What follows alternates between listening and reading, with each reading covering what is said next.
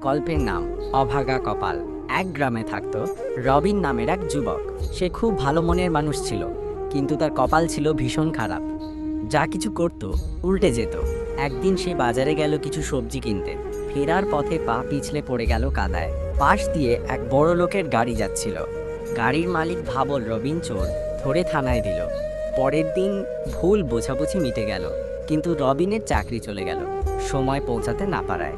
সে বলল, কপালটাই খারাপ, কিছুই ঠিকমতো হয় না। তখন গ্রামের এক বুড়ো লোক তাকে বলল, তোর কপাল খারাপ না, তুই হাল ছেড়ে দিস বলেই সব খারাপ হয়। চেষ্টা করে যা, একদিন ঠিকই ভাগ্য পাল্টাবে। রবিন সেই দিন থেকেই বদলে গেল। প্রতিদিন পরিশ্রম করতে লাগলো। ধীরে ধীরে সে নিজের ছোট ব্যবসা শুরু করলো। কয়েক বছর পর সে গ্রামের সবার প্রিয় একজন সফল মানুষ হয়ে উঠল।